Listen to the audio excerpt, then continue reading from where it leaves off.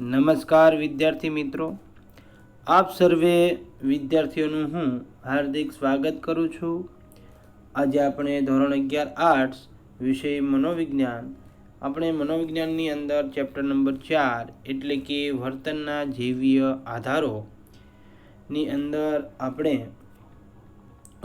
ઉત્ક્રાંતિમૂલક અભિગમ, પછી માનવ ઉત્ક્રાંતિના સીમાસ્તંભો અને છેલ્લે જનીન તત્વો અને વર્તન વિશે સમજૂતી મેળવ્યા બાદ આજે આપણે મગજની રચના વિશે સમજૂતી પ્રાપ્ત કરવાની છે.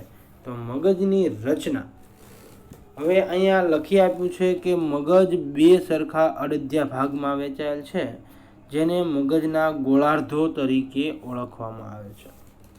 જો વિદ્યાર્થી મિત્રો અહીં કીધું છે, જો મગજની વાત કરવી હોય તો મગજનું એને અહીંયા રચના કઈ રીતની છે એની વાત કરીએ તો માનવ મગજ છે એ માનવ મગજ 8 હાડકાની બનેલી ખોપરીમાં સુરક્ષિત રહેલને ગોઠવાયેલું છે અને મગજનો આકાર અખરોટ જેવો હોય છે.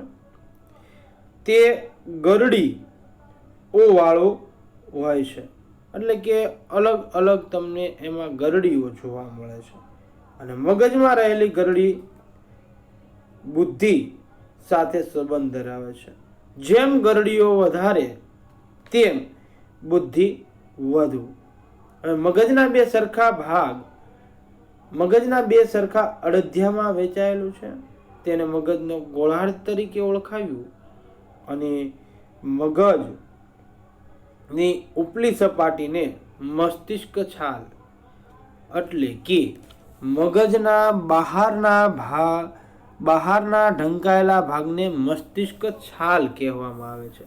તમને અહીંયા આકૃતિની અંદર દર્શાવ્યું છે કે મોટા મગજની જે છાલ છે એને મગજના બહારના ઢંકાયેલા ભાગ તરીકે ઓળખે છે, જેને મસ્તિષ્ક છાલ કહેવામાં આવે છે અને આ મસ્તિષ્ક છાલ ચેતાકોષોની બનેલી છે. મસ્તિષ્ક છાલના ચેતાકોષો ભૂરા રંગના હોય છે, તેથી તેને ભૂખરા પદાર્થ તરીકે પણ ઓળખવામાં આવે છે. જો વિદ્યાર્થી મિત્રો એ કીધું કે મસ્તિષ્ક છાલ છે એ ઉપલી સપાટીની ઉપર તમને જોવા મળે છે અને તે ચેતાકોષોનું બનેલું છે. આ ચેતાકોષો સાથે તે ભૂરા રંગની હોવાથી તેને ભૂખરા પદાર્થ તરીકે પણ ઓળખવામાં આવે છે. અને મગજના મુખ્ય 3 ભાગો છે, એટલે અહીંયા કીધું છે કે ઉત્ક્રાંતિના આરંભથી અત્યાર સુધી મગજના વિકાસમાં 3 સ્પષ્ટ વિભાગો જોઈ શકાય, જે આકૃતિ 4.3 જોઈ શકાય છે. હવે કયા 3 વિભાગો? તો મગજ સંદગ્ધ અને નાનું મગજ, સીમાવર્તી તંત્ર, મોટું મગજ અને મસ્તિષ્ક છાલ. જો ખાસ કરીને અહીંયા વિદ્યાર્થી મિત્રો કીધું છે 3 વિભાગોમાં અહીંયા મગજની રચના દર્શાવી છે. પેલું છે મગજ સ્કંદ અને નાનું મગજ, બીજું હતું સીમાવર્તી તંત્ર અને ત્રીજું છે મોટું મગજ અને મસ્તિષ્ક છાલ. એમાં પહેલો મુદ્દો આપણને આપેલો છે અહીંયા મગજ સ્કંદ અને નાનું મગજ, એની વિશે આપણે સમજૂતી પ્રાપ્ત કરીએ. હવે અહીંયા પહેલો જ મુદ્દો છે મગજ સ્કંદ અને તેનું નાનું મગજ. મગજ સ્કંદ લંબ ચેતાસેતુ અને મધ્ય મગજનો બનેલો છે. જો આ મગજ સ્કંદ છે એ લંબ ચેતા, એની સાથે ચેતાસેતુ અને મધ્ય મગજનો બનેલો છે. મગજ સ્કંદ શ્વાસોશ્વાસ, હૃદયના ધબકારા તેમજ ચાલવા અને ઊંઘવા જેવી ક્રિયાઓનું નિયંત્રણ કરે છે.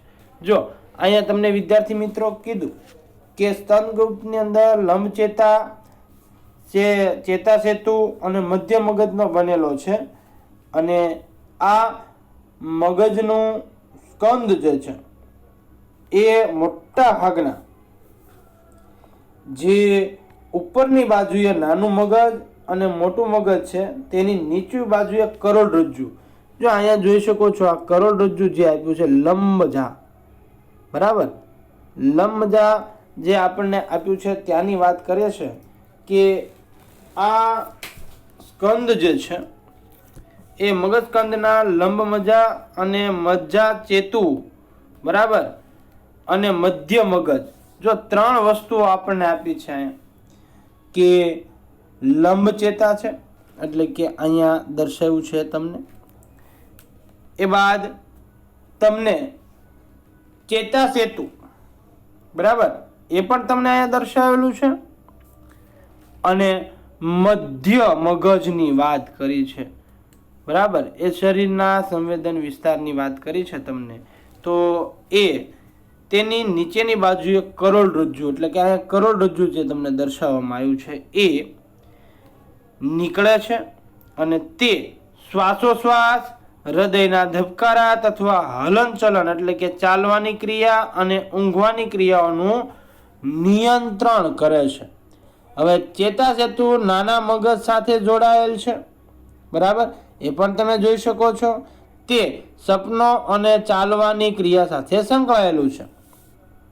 જો વિદ્યાર્થી મિત્રો અહીં કીધું છે તમને કે અહીંયા જે ચેતાસેતુ છે એ અહીંયા નાના મગજ સાથે જોડાયેલું છે, બરાબર, એ તમે જોઈ શકો છો. જે સપનો અને ચાલવાની ક્રિયા સાથે સંકળાયેલું છે અને મગજસ્કંદની ટોચ પર આવેલા અથવા તો ટોચ પર ચેતાકોષોના ઝુમખાનો બનેલો પિંડ આકારના અવયવ આવેલ છે, જેને થેલેમસ તરીકે ઓળખવામાં આવે છે. ખાસ વિદ્યાર્થી મિત્રો અહીંયા અંડરલાઈન કરી નાખજો કે જે લંબચેતા એટલે ચેતાકોષોના ઝુમખાઓ જે છે એ ઝુમખાઓની અંદર જે ઝુમખાના બનેલા પિંડો છે એ પિંડોને થેલેમસ તરીકે ઓળખવામાં આવે છે. જેમ લંબમજાની ઉપરની બાજુએ નાના મગજના 2 ભાગ ને સાંધે છે, તેમ ચેતાસેતુ સપનોમાં ચાલતી ક્રિયા સાથે સંકળાયેલી છે અને મજ્જા સેતુમાં આવેલું ઉષ્મા કેન્દ્ર શરીરનું તાપમાનનું નિયમન કરે છે. એટલે અહીંયા વિદ્યાર્થી મિત્રો જે થેલેમસની વાત કરવામાં આવી છે આપણને કે ચેતાકોષનો ઝુમખાનો બનેલો, એટલે અહીંયા મજ્જા કોષો જે છે એટલે કે ચેતાકોષો છે એ ચેતાકોષોના ઝુમખાના બનેલા પિંડ આકારના અવયવોમાં આવેલ છે, જેને થેલેમસ તરીકે ઓળખવામાં આવે છે. થેલેમસ ચેતા પ્રવાહને સ્વીકારે છે, તેને રિલે કરવાનું કાર્ય કરે છે. હવે થેલેમસ છે 2 મસ્તિષ્ક ગોળાર્ધો, જો કીધું છે વિદ્યાર્થી મિત્રો કે થેલેમસ 2 મસ્તિષ્ક ગોળાર્ધ વચ્ચે આવેલ છે અને થેલેમસ દ્રષ્ટિ છે, શ્રવણ છે, દબાણ છે, પીડા જેવા સંવેદનિક સંકેતોનું ગ્રહણ કરી મસ્તિષ્ક છાલનો ચોક્કસ ભાગને મોકલે છે. આ રીતે થેલેમસ રિલેટેશનનું કાર્ય કરે છે. જો વિદ્યાર્થી મિત્રો અહીં કીધું છે કે થેલેમસ છે દ્રષ્ટિ એટલે કે જોવું, શ્રવણ એટલે સાંભળવું, બરાબર, દબાણ છે, પીડા છે વગેરે સંવેદનિક સંકેતો છે. આ સંકેતોને ગ્રહણ કરી તેને મસ્તિષ્ક છાલના ચોક્કસ ભાગને મોકલે છે, બરાબર, એ તમે જોઈ શકો છો. મસ્તિષ્ક છાલને મોકલે અને આ જે છે મગજના ઉત્પન્ન થયેલા ચેતા પ્રવાહો પણ આ ભાગમાં થઈ કરોડરજ્જુ તરફ જાય છે અને આ રીતે થેલેમસ છે એ રિલેટેશનનું કાર્ય કરે છે, એ તમે અહીંયા જોઈ શકો છો. ત્યારબાદ અહીંયા જે માનવ મગજની રચના આપણને આપી છે એ માનવ મગજની અંદર જો ખંડ આપેલા છે, લલાટ અગ્રખંડ, મધ્યખંડ, પશ્વખંડ અને નિમ્નખંડ. આ 4 જે ખંડો છે એ આપણે મસ્તિષ્ક ખંડોની અંદર ભણવાના છે. એ જ રીતે શ્રવણ સંવેદન કીધું છે, વાણી વિસ્તાર કીધું છે, ચેષ્ટા વિસ્તાર કીધું છે, ખાંચ કીધું, શરીર સંવેદન વિસ્તાર કીધું, દ્રષ્ટિ સંવેદન વિસ્તાર કીધું, વાણી સમજનો વિસ્તાર કીધો, સિલ્વિયસની ખાંચોનો છેડો છે, લંબ મજા એટલે કરોડરજ્જુ સાથે જોડાયેલી બાબતો જે છે, બરાબર, આ તમામ બાબતો આપણે માનવ મગજની રચના તરીકે અભ્યાસ કરવાનો છે. અગાઉ તમને જેમ કીધું કે અહીંયા મગજના બહારના ઢંકાયેલા ભાગને, આ જે ઢંકાયેલો ભાગ છે એ ભાગને મસ્તિષ્ક છાલ કહેવામાં આવે છે, બરાબર, એ તમે જોઈ શકો છો. હવે એમાં 4 ખંડો આપ્યા છે, અનેક વિસ્તારો આપ્યા છે અને સંવેદનો પણ આપણને આપ્યા છે, જે માનવ મગજ તરીકે તમે અહીંયા ચિત્ર તરીકે, આકૃતિ તરીકે 4.3ની આકૃતિ તમે જોઈ શકો છો. અને એ પછી આપણું નાનું મગજ છે, એ નાના મગજ વિશે આપણે સમજૂતી પ્રાપ્ત કરીએ. તો નાના મગજની વાત કરવામાં, નાનું મગજ મોટા મગજની પાછળની બાજુએ આવેલ છે. તમે ચિત્રમાં જોયું કે વાણી વિસ્તાર જે છે એના ઉપલા ભાગમાં અને દ્રષ્ટિ સંવેદનની નીચલા ભાગમાં, એટલે મોટા મગજથી નીચે, બરાબર, નાનું મગજ આવેલું છે. એટલે નાનું મગજ છે મોટા મગજની પાછળની બાજુએ આવેલું છે. તે શરીરના હલનચલનોનું નિયમન કરવામાં, સંકલન કરવામાં અને સરળ બનાવવામાં મદદરૂપ બને છે. વિદ્યાર્થી મિત્રો ખાસ અંડરલાઈન કરી નાખજો કે જે નાનું મગજ છે એ મોટા મગજની પાછળની બાજુએ આવેલું છે, જે તે શરીરના હલનચલનનું નિયમન કરવામાં, સાથોસાથ સંકલન કરવામાં એટલે કે જોડાણ કરવામાં અને સરળ બનવામાં મદદરૂપ બને છે. તે હલનચલનની તરહોની સ્મૃતિને સંગ્રહિત કરે છે. પરિણામે ચાલવું, દોડવું, નૃત્ય કરવું અથવા તો સાયકલ ચલાવવા જેવી ક્રિયાઓની ટેવ પડ્યા પછી તે ક્રિયા પર આપણે ધ્યાન આપવું પડતું નથી. જો વિદ્યાર્થી મિત્રો અહીં તમને નાનું મગજ કીધું છે, નાનું મગજ છે એ મોટા મગજની પાછળની બાજુએ આવેલું છે, ચિત્રમાં તમે જોયું છે. તો અહીંયા વાત કરીએ નાના મગજની અંદર, તો અહીંયા ચિત્ર આપણને આપેલું જ છે કે નાનું મગજ ક્યાં છે અને મોટા મગજની ક્યાં વાત કરવામાં આવી છે, બરાબર, એ તમે જોઈ શકો છો. હવે સ્નાયુઓ પર નિયંત્રણ રાખવા માટે મગજની સાથે નાના મગજનો સહકાર જરૂરી છે.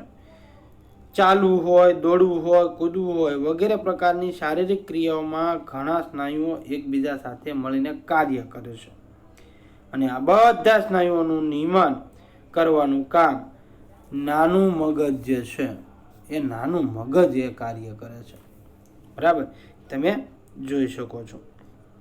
નાના મગજની મદદથી માનવી પોતાનું સંતુલનપણું હલનચલન જે છે એ જાળવી રાખે છે. તે હલનચલનની તરહોની સ્મૃતિને સંગ્રહિત કરે છે અને સંગ્રહિત કર્યા બાદ આથી જ તે નૃત્ય કરવું, સાયકલ ચલાવવી વગેરે જેવી ક્રિયાઓ જે છે એ ક્રિયાઓની ટેવ પાડ્યા પછી તે તરફ ખાસ ધ્યાન આપણે આપવું પડતું નથી, જે નાનું મગજ કાર્ય કરે છે, તમે જોઈ શકો છો. એ પછીનો આપણો મુદ્દો છે બીજો મુદ્દો, જે સીમાવર્તી તંત્રની વાત કરીએ તો અહીંયા આપણો બીજો મુદ્દો છે સીમાવર્તી તંત્ર. જો એની વાત કરવામાં આવે તો સીમાવર્ત તંત્ર છે એ પ્રાચીન સ્તન પ્રાણીઓના મગજના આકારને મળતું આવે છે. જો અહીં કીધું છે કે સીમાવર્તી તંત્ર છે એ પ્રાચીન સ્તન, બરાબર, સસ્તન પ્રાણીઓના મગજના આકારને મળતું આવે છે. તેથી તેને જૂના મગજ તરીકે ઓળખવામાં આવે છે. અંડરલાઈન કરી નાખજો. અહીંયા સીમાવર્તી તંત્ર પ્રાચીન સસ્તન પ્રાણીઓના મગજના આકાર સાથે મળતું આવે છે, તેથી તેને જૂનું મગજ પણ કહે છે અથવા તો જૂના મગજ તરીકે પણ ઓળખવામાં આવે છે. હવે મગજકંદ, નાનું મગજ અને કરોડરજ્જુ ધરાવતા દરેક સસ્તન પ્રાણીઓમાં તેમજ પેટે ચાલતા પ્રાણીઓમાં પણ સીમાવર્તી તંત્ર જોવા મળે છે. આ પણ વિદ્યાર્થી મિત્રો અંડરલાઈન કરી નાખજો કે મગજકંદ છે, નાનું મગજ છે, કરોડરજ્જુ છે, આ ધરાવતા દરેક સસ્તન પ્રાણીઓમાં તેમજ પેટેથી જે ચાલતા હોય એવા પ્રાણીઓ પણ સીમાતંત્ર જોવા મળે છે એની અંદર. અને સીમાવર્તી તંત્ર શરીરનું તાપમાન, લોહીનું દબાણ, લોહીમાં શાર્કનું પ્રમાણ જેવી શરીરની આંતરક્રિયાઓનું નિયમન કરવાનું કાર્ય કરે છે. તે મસ્તિષ્ક છાલમાંથી નીકળતા તેમજ મસ્તિષ્ક છાલ તરફ જતા સંદેશાઓનો સંકલનનું કાર્ય પણ કરે છે. અને સીમાતંત્ર હાઇપોથેલેમસ સાથે ગાઢ રીતે સંકળાયેલો છે. જો અહીંયા કીધું છે વિદ્યાર્થી મિત્રો કે સીમાવર્તી તંત્ર જે છે એ મગજની સીમા તરફ આવેલું છે, જે શરીરનું તાપમાન, લોહીનું દબાણ, લોહીનું શાર્કનું પ્રમાણની ક્રિયાનું નિયમન કરે છે. તે મસ્તિષ્ક શાલમાંથી નીકળી મસ્તિષ્ક શાલ તરફ જતા સંદેશાઓનું સંકલન કરે છે. અને જે અહીંયા જે શરીરના તાપમાન, લોહીનું દબાણ અને લોહીના શાર્કનું પ્રમાણ જેવી શરીરની જે આંતરક્રિયાઓ છે એ આંતરક્રિયાનું એ નિયમનનું કાર્ય કરે છે. તે મસ્તિષ્ક છાલ માંથી નીકળતા તેમજ મસ્તિષ્ક છાલ તરફ જતા સંદેશાઓનું સંકલનનું કાર્ય પણ કરે છે. અને સીમાવર્તી તંત્ર છે એ હાઇપોથેલેમસ સાથે ગાઢ રીતે સંકળાયેલું છે. અને હાઇપોથેલેમસ દ્વારા થતી કેટલીક સાહસિક અને આવેગિક પ્રક્રિયાઓને અવરોધી આ ક્રિયા પર તેને વધારાનું નિયમન કરે છે. જો વિદ્યાર્થી મિત્રો અહીં કીધું છે કે અહીંયા સીમાવર્તી તંત્ર જે છે એ સંદેશાનું સંકલન તો કાર્ય કરે છે, સાથોસાથ હાઇપોથેલેમસ દ્વારા જે કેટલીક સાહસિક અને આવેગિક પ્રતિક્રિયાઓ છે એ પ્રતિક્રિયાઓને અવરોધી આ ક્રિયાઓ પર વધારાનું નિયંત્રણ કરે છે. અને સીમાવર્તી તંત્ર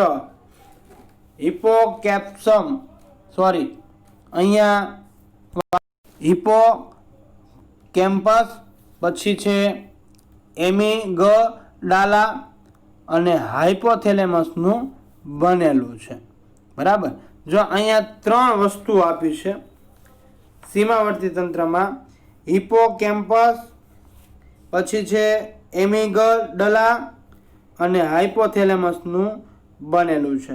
હવે સીમાવર્તી તંત્ર જે છે એ સીમાવર્તી તંત્ર તેના મોટા ભાગ કે જેને હિપોકેમ્પસ તરીકે ઓળખવામાં આવે છે. જો અહીંયા અંડરલાઈન કરી નાખજો કે તેના મોટા ભાગ કે જેને હિપોકેમ્પસ તરીકે ઓળખવામાં આવે છે તે ભાગમાં સ્મૃતિ અને ખાસ કરીને લાંબા સમય સુધી માહિતી સંગ્રહિત કરવાનો મહત્વનો ભાગ ભજવે છે.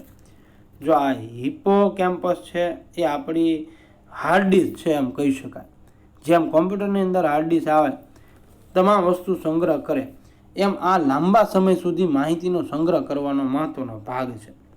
એ જ રીતે એમિગડાલાની વાત કરીએ તો આક્રમકતામાં મહત્વની ભૂમિકા ભજવે છે. તે સ્મૃતિના આવેગો અને કેટલીક મહત્વની મૂળભૂત પ્રેરણાઓ સાથે પણ સંકળાયેલ છે. જો અહીં કીધું છે વિદ્યાર્થી મિત્રો કે એમિગડાલા જે છે આક્રમકતા એમાં મહત્વની ભૂમિકા ભજવે છે, જેમાં સ્મૃતિ, આવેગો અને કેટલીક મૂળભૂત પ્રેરણા સાથે સંકળાયેલો છે. અને ત્યાર પછીનું છે હાઇપોથેલેમસ.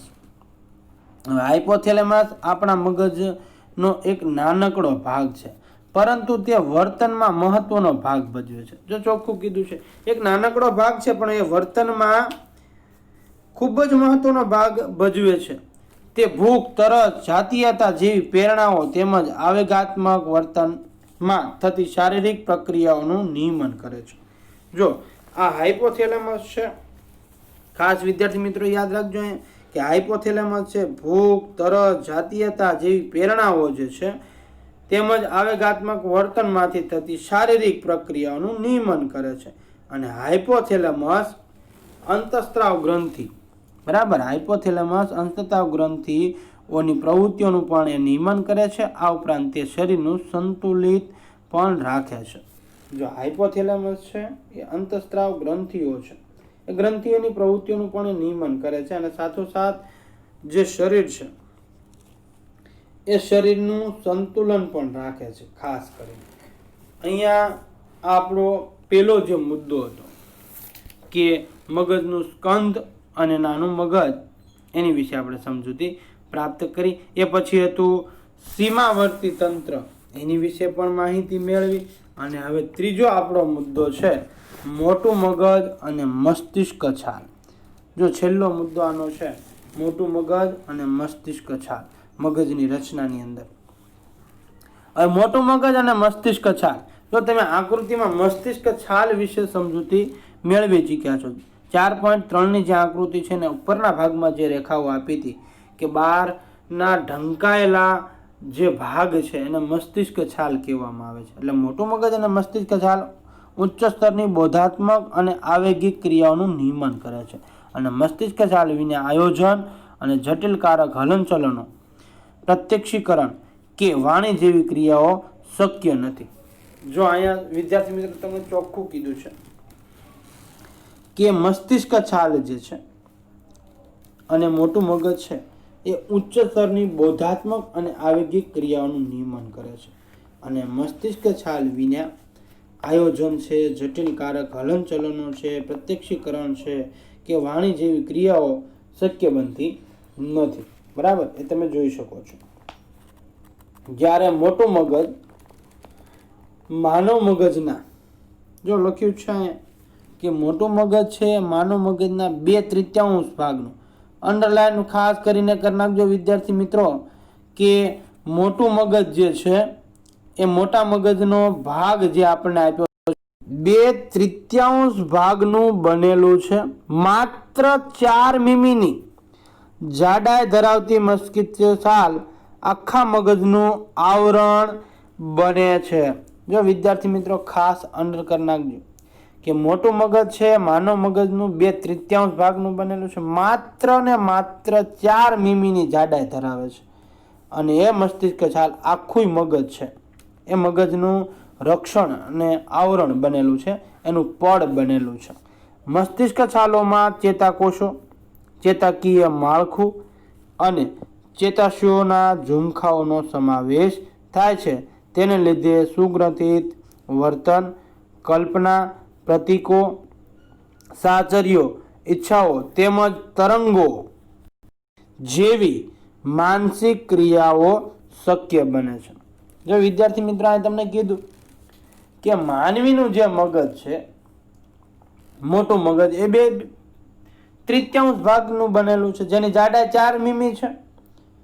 હવે મસ્તિષ્ક છાલની અંદર ચેતાકોષો છે, ચેતાકીય માળખું અને ચેતાશયોનો ઝુમખાનો સમાવેશ થાય છે. તેને જ લીધે જ સુગ્રથિત વર્તન કરીએ છીએ, કલ્પના શક્તિ, આપણા પ્રતીકો, સાહચર્યો, ઈચ્છાઓ તેમજ જે તરંગો છે એવી માનસિક ક્રિયાઓ આપણામાં શક્ય બને છે.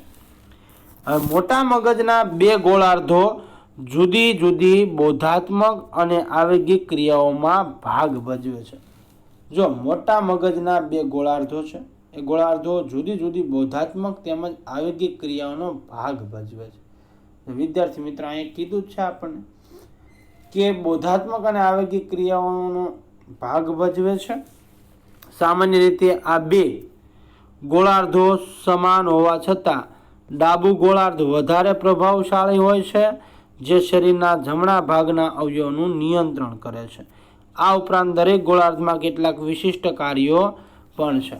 જો વિદ્યાર્થી મિત્રો તમને કીધું કે માનવીના આ બે ગોળાર્ધ સમાન હોવા છતાં એક ગોળાર્ધ વધારે પ્રભાવશાળી, એ કયું? તો જે ડાબી બાજુનું ગોળાર્ધ જે છે, ડાબુ ગોળાર્ધ છે, એ વધારે પ્રભાવશાળી છે. અંડરલાઈન કરી નાખજો કે ડાબુ ગોળાર્ધ છે વધારે પ્રભાવશાળી જોવા મળે છે, હોય છે, જે શરીરના, બરાબર, જે શરીરના મોટા ભાગના અવયવોનું નિયંત્રણ કરે છે. એટલે મોટા ભાગના લોકોમાં ડાબા ગોળાર્ધ વધારે પ્રભાવશાળી હોય છે, જેથી શરીરના જમણા ભાગો, ખાસ કરીને વિદ્યાર્થી મિત્રો અંડરલાઈન કરજો, ડાબુ ગોળાર્ધ છે શરીરના જમણા ભાગના અવયવોનું નિયંત્રણ કરે છે. આ ઉપરાંત દરેક ગોળાર્ધમાં કેટલાક વિશિષ્ટ કાર્યો પણ છે. હવે ઉદાહરણ તરીકે અહીંયા આપણે આપ્યું છે કે વાણીનું નિયંત્રણ હંમેશા ડાબા ગોળાર્ધ દ્વારા થાય છે. અંડરલાઈન કરી નાખજો કે વાણી છે એ વાણીનું નિયંત્રણ હંમેશા ડાબા ગોળાર્ધમાં જ થાય છે. એ તમે અહીંયા હવે અહીંયા બે ગોળાર્ધ ચેતાશયોનો, બરાબર, બે ગોળાર્ધના જે ચેતાશયો આપ્યા છે એમાં મેદમય આવરણ યુક્ત સફેદ ઝુમખા સાથે સંકળાયેલ છે અને મસ્તિષ્ક છાલનો બહારના ભાગ ભૂરા રંગનો હોય છે, કારણ કે તે કોષ, શરીર અને લઘુતંતુઓનો બનેલો હોય છે. જો વિદ્યાર્થી મિત્રો કીધું છે કે આ ગોળાર્ધ જે છે એ ગોળાર્ધ બે ગોળાર્ધના ચેતાશયોનો મેદમય આવરણ યુક્ત સફેદ ઝુમખું અથવા સફેદ ઝુમખા સાથે સંકળાયેલો છે. મસ્તિષ્ક છાલનો બહારનો ભાગ જે છે એ ભૂખરા રંગનો હોય છે, કારણ કે તે કોષ, શરીર અને લઘુતંતુઓનું બનેલું છે. અને મસ્તિષ્ક છાલના અંદરનો ભાગ સફેદ રંગનો હોય છે અને જે મેદમય આવરણ ધરાવતા અસંખ્ય તંતુઓનો બનેલો છે. અસંખ્ય ગડીઓ ધરાવતી મસ્તિષ્ક છાલ ખોપરીના આવરણમાં સુરક્ષિત હોય છે. જો આગળ મેં તમને કીધું હતું કે માનવ મગજ છે 8 હાડકાની બનેલી ખોપરીમાં સુરક્ષિત રીતે ગોઠવાયેલું છે. અને તમે એક ચિત્ર તરીકે જે ગડીઓ જે છે અલગ અલગ રીતે એ સંકળાયેલું છે, જોડાયેલું છે, ગોઠવાયેલું છે, એ તમે મગજ જોઈ શકો છો કે અહીંયા જે અસંખ્ય ગડીઓ ધરાવતી મસ્તિષ્ક છાલ છે એ ખોપરીના આવરણમાં સુરક્ષિત હોય છે. જો મસ્તિષ્ક છાલની ગડીઓ વિનાની હોત તો તેના કદ કરતાં અનેક ગણી મોટી બની હોત. તો ચોખ્ખું જ કહે છે, જો મસ્તિષ્ક છાલની ગડીઓ વિનાની હોત તો તેના કદ કરતાં અનેક ગણી મોટી હોત. બરાબર, જોઈ શકો છો કેવી રીતે સંકળાયેલું આપણું મગજ છે, તમે જોઈ શકો છો. આ 3 બાબતો જે હતા એ 3 બાબતો મગજની રચનાઓ આપણને કીધી છે.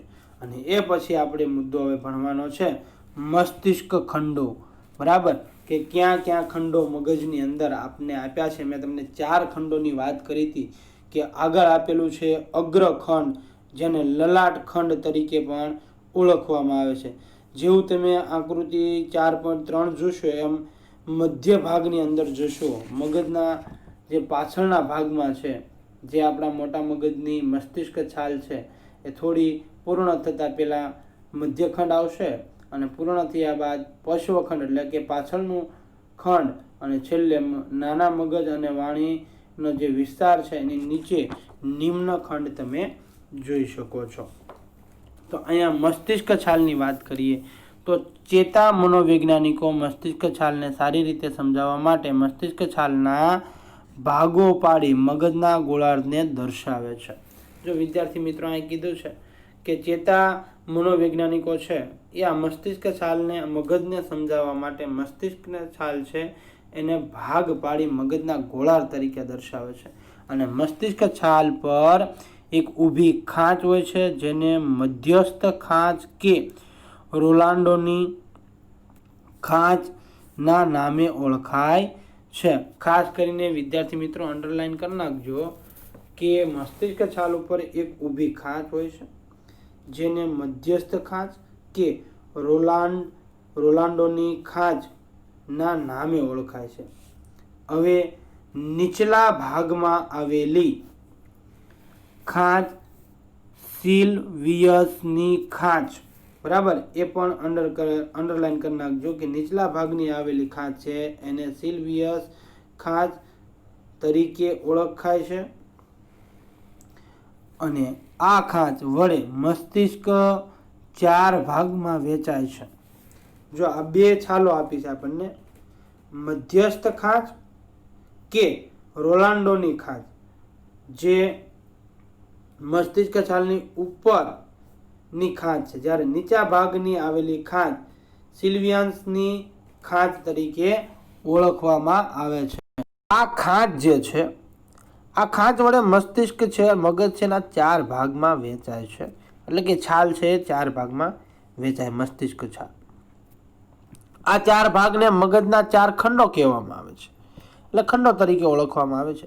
અને આ 4 ખંડોની રચના અને કાર્ય વૈવિધ્ય જોવા મળે છે, એટલે કે અલગતા જોવા મળે છે, જુદું જુદું જોવા મળે છે. અને આ 4 ખંડોને અગ્રખંડ કે લલાટખંડ, મધ્યખંડ, પશ્વખંડ અને નિમ્નખંડ તરીકે ઓળખવામાં આવે છે. અને આ 4 ખંડોના કાર્યો નીચે દર્શાવેલ છે. જો વિદ્યાર્થી મિત્રો ખાસ કહી દઉં કે આ ખાંચને મસ્તિષ્ક 4 ભાગમાં વહેંચાય છે અને આ ભાગોને મગજના 4 ખંડો તરીકે ઓળખવામાં આવે છે. એમાં આપણે પેલા 4 જે ખંડો આપ્યા છે એ 4 ખંડોની રચના અને કાર્ય વૈવિધ્ય, એટલે કે 4નું જે કાર્ય છે અલગ અલગ જોવા મળે છે. અને આ 4 ખંડો છે, ખંડોને અગ્ર કે લલાટખંડ કહેવામાં આવે છે, બીજું છે મધ્યખંડ છે, ત્રીજું છે પશ્વખંડ અને ચોથું છે નિમ્નખંડ તરીકે ઓળખવામાં આવે છે. જે નીચે મુજબ આપણે દર્શાવ્યું છે અને સમજૂતી આપી છે. એમાં પેલું છે અગ્ર કૌંસમાં લલાટખંડ. અગ્ર એટલે આગળનું. મગજમાં સૌથી આગળ, તમે 4.3ની આકૃતિ જોતા રહેજો. આ ભણાવું છું ત્યારે ચોપડી સાથે રાખજો અને એમાં તમે ખાસ કરીને 4.3ની આકૃતિ છે એ જોજો. એમાં અગ્રખંડ કીધું છે. તો અગ્રખંડ છે મગજના સૌથી આગળ આવેલા લલાટખંડ કારક નિયંત્રણો અને બોધાત્મક પ્રક્રિયાઓ સાથે સંકળાયેલું છે. તો વિદ્યાર્થી મિત્રો ખાસ કરીને કીધું છે મગજનું સૌથી આગળ આવેલું લલાટખંડ છે. એ લલાટખંડ કારક નિયંત્રણો અને બોધાત્મક પ્રક્રિયાઓ જે છે એ પ્રક્રિયાઓ સાથે સંકળાયેલ છે. અને આ ખંડમાં, એટલે કે આ ખંડ વિચારણા, આયોજન તેમજ નિર્ણય પ્રક્રિયા જેવી ચેતન પ્રક્રિયાઓ સાથે સંબંધ ધરાવે છે. અને આ ખંડને આકસ્મિક ઈજા થાય તો વર્તન અને વ્યક્તિત્વ પર વિનાશની અસર થઈ શકે. જો ખાસ કરીને વિદ્યાર્થી મિત્રો આ 4 ખંડો યાદ રાખજો કે આ લલાટખંડ છે, આ લલાટખંડની અંદર વિચારણા છે, આયોજન છે તેમજ નિર્ણય પ્રક્રિયા છે. આ તમામ બાબતની જે પ્રક્રિયાઓ છે, જેવી પ્રક્રિયાઓ ચેતન પ્રક્રિયાઓ સાથે એ સંબંધ ધરાવે છે. અને આ ખંડને આકસ્મિક રીતે, એટલે કે કોઈ રીતે એને નુકસાન કે ઈજા થાય તો માનવ વર્તન અને એનું વ્યક્તિત્વ છે એની ઉપર વિનાશની અસર થઈ શકે છે. આ હતું પેલું આપણું અગ્રખંડ, જે મગજના આગળના ભાગમાં આવેલું છે. હવે મધ્યખંડ. તો મધ્યખંડની વાત કરીએ તો મધ્યખંડ મગજના વચ્ચેના ભાગમાં આવેલા છે. એ પણ તમે આકૃતિમાં જોઈ શકો છો વિદ્યાર્થી મિત્રો. તે મગજમાં આવતા સાંવેદનિક સંદેશાનું નિયંત્રણ કરે છે અને તેમાં આવેલા કારક અને પૂર્વકારક ક્ષેત્રોને સ્નાયવિક હલનચલનોનું નિયંત્રણ કરે છે. જો મધ્યખંડનું કાર્ય શું છે વિદ્યાર્થી મિત્રો ખાસ યાદ રાખજો કે મગજના વચ્ચેના ભાગમાં એ આવેલો છે. તે મગજમાં આવતા સાંવેદનિક સંદેશાનું નિયંત્રણ કરે છે મધ્યખંડ, અને તેમાં આવેલા કારક અને પૂર્વકારક, પેલાનું અને હાલ જે કારક છે, એટલે કારક અને પૂર્વકારકના ક્ષેત્રોમાં સ્નાયવિક હલનચલનો, જે સ્નાયવિક હલનચલન છે એનું એ નિયંત્રણ કરે છે. આ હતું મધ્યખંડ.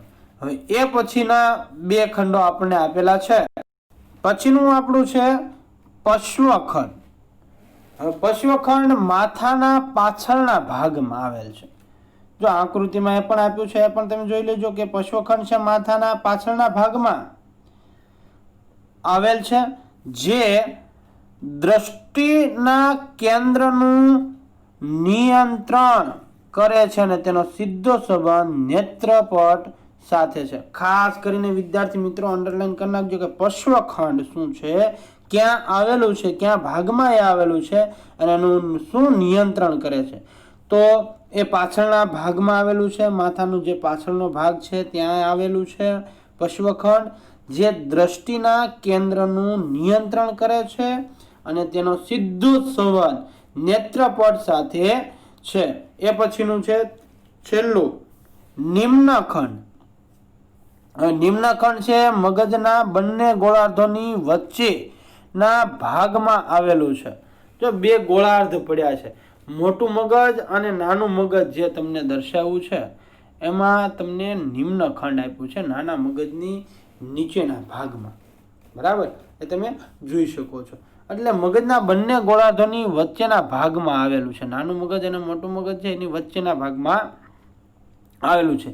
જેમાં વાણી છે, શ્રવણ કેન્દ્રો આવેલા છે અને અહીં વાણી અને શ્રવણની પ્રતિક્રિયાનું નિયમન થાય. જો આ ખંડ છે શાનું નિયમન કરે છે, તો એક તો મગજના બંને ગોળાર્ધ વચ્ચેના ભાગમાં આવેલું છે, એટલે કે મગજના બંને ગોળાર્ધો છે એના નીચલા ભાગમાં હોય છે. અને જેમાં એ વાણી અને શ્રવણ કેન્દ્રો આવેલા છે. બે વસ્તુ તેમાં આવેલી છે, વાણી અને શ્રવણ કેન્દ્રો. અને વાણી અને શ્રવણ કેન્દ્રોની પ્રતિક્રિયાનું નિયમન એ નિમ્નખંડની અંદર થાય છે, તમે જોઈ શકો છો.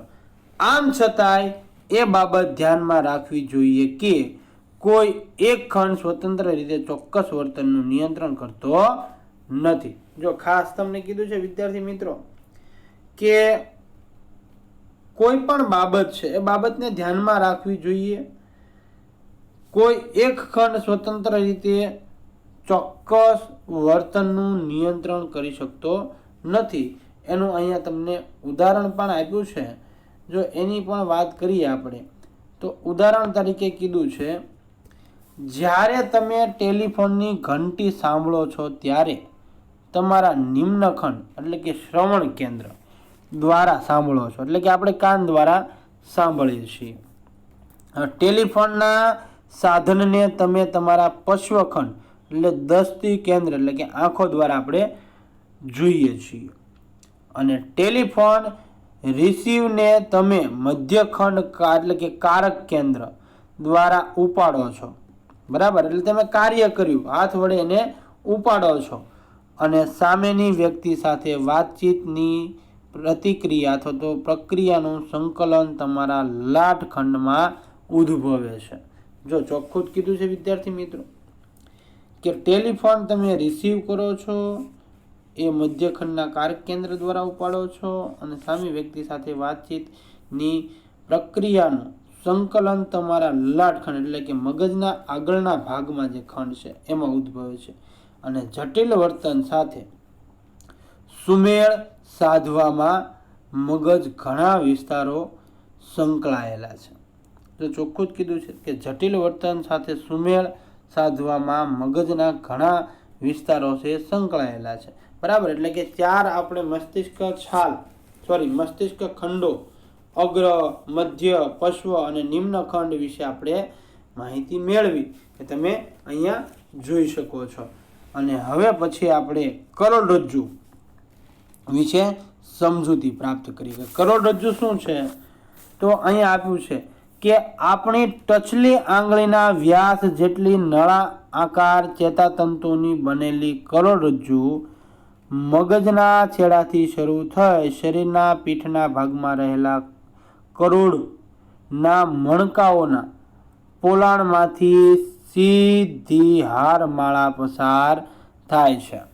જો તમને ચિત્ર કદાચ આપ્યું હોય વિદ્યાર્થી મિત્રો નવનીતની અંદર અથવા તો અન્ય કોઈ મટીરિયલની અંદર કરોડરજ્જુની, તો એ તમે જોઈ શકો છો કે સીધું જે છે આપણી જે ટચલી આંગળી છે, ટચલી આંગળીના વ્યાસ જેટલી નળા આકાર હોય અને એ નળાકારના ચેતુતંતુઓની બનેલા કરોડરજ્જુ મગજના છેડાથી લઈ, એટલે નાનું મગજ છે ત્યાંથી લઈ શરૂ કરી શરીરના પીઠના ભાગમાં એટલે કે કમર સુધીના ભાગમાં રહેલા કરોડના જે મણકાઓ છે એ પોલાણમાંથી સીધી હારમાળા પસાર થાય છે અને કરોડરજ્જુ શરીરને મગજ સાથે સંકળાયેલું છે.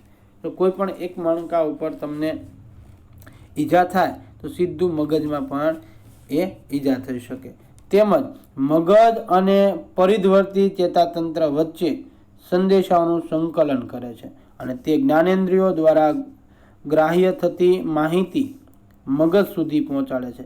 એટલે કે આ બંને છે મગજ અને પરિધ્વર્તી ચેતાતંત્ર, એ વચ્ચે સંદેશાનું સંકલન કરે છે, જોડાણ કરે છે અને જ્ઞાનેન્દ્રિયો દ્વારા, બરાબર, આપણી જે 5 જ્ઞાનેન્દ્રિયો આપી છે એના દ્વારા ગ્રાહ્ય થતી માહિતી એટલે કે ગ્રહણ થતી માહિતી છે મગજ સુધી પહોંચાડે છે અને મગજ તરફથી આવતા સંદેશાઓને સ્નાયુઓ, ગ્રંથિઓ તેમજ શરીરના અન્ય ભાગો સુધી પહોંચાડે છે. આ રીતે કરોડરજ્જુ છે મગજ અને શરીરના વિવિધ અવયવો વચ્ચેના સંદેશાઓના વહન માર્ગ તરીકે કાર્ય કરે છે. જો કરોડરજ્જુનું કાર્ય શું, તો એ કરોડરજ્જુની પણ આપણે અહીંયા વાત કરી છે કે કરોડરજ્જુ કોને કહી શકાય. તો આપણી જે જ્ઞાનેન્દ્રિયો છે એ જ્ઞાનેન્દ્રિયો દ્વારા એ ગ્રહણ થતી માહિતી મગજ સુધી પહોંચાડે છે અને મગજ તરફથી આવતા સંદેશાઓના સ્નાયુઓ છે, ગ્રંથિઓ છે તેમજ શરીરના અન્ય ભાગો સુધી એ પહોંચાડે છે અને આ રીતે કરોડરજ્જુ છે મગજ અને શરીરના વિવિધ અવયવો વચ્ચેના સંદેશાઓના વહન માર્ગ તરીકે કાર્ય કરે છે. કરોડરજ્જુ ચેતાઓને ઈજા થાય તો પગમાં, જો ચોખ્ખું કીધું છે, કરોડરજ્જુની ચેતાઓને ઈજા થાય તો પગમાં, હાથમાં લકવાની અસર થઈ શકે છે અને પક્ષાઘાતના કિસ્સાઓની ગંભીરતા કરોડરજ્જુની કેટલીક ઈજા પહોંચી છે તે બાબત પર આધાર રાખે છે. જો અહીંયા વિદ્યાર્થી મિત્રો તમને કીધું જ છે કે કરોડરજ્જુની જે ચેતાઓ છે એમાં કાંઈ ઈજા થાય તો તમારો પગ કે હાથ છે એ લકવાની અસર થાય છે કે ધ્રુજારી લે છે, એકદમ આપણે હલનચલન છે હાથનું અને પગનું એ બંધ થતું નથી, એટલે લકવાની અસર થાય છે અને આ લકવાના કિસ્સાઓની ગંભીરતા કરોડરજ્જુને કેટલીક ઈજા થઈ છે તે બાબત પર ધ્યાન આપે છે. લકવા એટલે શું, તો કે અહીંયા લકવા એટલે કે પક્ષાઘાત, બરાબર, પક્ષાઘાતનો જે કિસ્સો છે એ ગંભીર રીતે કરોડરજ્જુની કેટલીક ઈજા થઈને ઈજા પહોંચી છે તે બાબત પર એ આધાર રાખે છે. બરાબર, એ તમે જોઈ શકો.